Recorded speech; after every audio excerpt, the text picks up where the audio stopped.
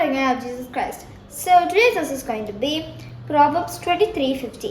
My son, if your heart is wise, my heart will rejoice. Indeed, I myself.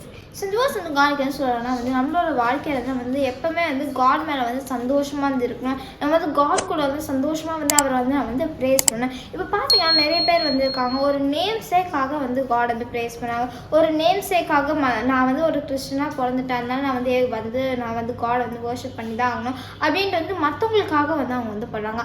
ஆனால் கடவுளை பிள்ளைங்களை நம்ம வாழ்க்கையில் பெரிய மிராக்கிள்ஸ்லாம் வந்து நம்ம வந்து பார்க்கணுன்னா வந்து நம்ம வந்து நேம் சேக்காக பண்ணாமல் முழு மனசோட from the bottom of a heart வந்து காட் வந்து ப்ரேஸ் பண்ணோன்னா வந்து நம்ம வாழ்க்கையில் எவ்வளோ பெரிய பிரச்சனை வந்தாலும் எவ்வளோ பெரிய கஷ்டம் வந்தாலுமே சரி, காட் அதுலேருந்து வந்து டெலிவர் பண்ணுவார். ஸோ நாளையுமே நம்ம வாழ்க்கையில் வந்து உலகத்துக்காக வந்து காட் வந்து ப்ரேஸ் பண்ணால் வந்து நம்ம நல்லா நம்மளுக்கு நிறைய பிளெஸிங்ஸ் வரணும் அப்படின்ட்டு வந்து நம்ம வந்து காட் கிட்ட ப்ரேயர் பண்ணால் கண்டிப்பாக வந்து காட் வந்து நல்லா வந்து பிளெஸ்டாக வந்து நம்மளுக்கு வர எல்லா பிரச்சனையுமே வந்து நம்மளை டெலிவர் பண்ணுவார்.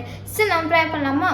ஏசப்பா நான் கொடுத்துருக்காங்க நன்றி ஏசப்பா இந்த வாசனைக்கான சொன்னது ஏசப்பா எங்களோட வாழ்க்கை ஏசப்பா நாங்கள் வந்து உங்கள் மேலே ஒரு ரிஜாய்ஸ் பண்ணுறதுக்கு வந்து ஆசைங்க ஏசப்பா நாங்கள் எப்போவுமே உங்களை வந்து ப்ரேஸ் பண்ணி உங்களை வந்து வர்ஷிப் பண்ணுறதுக்கு வந்து ஆசைங்க ஏசப்பா. I was getting my Father's Christ's name. Amen.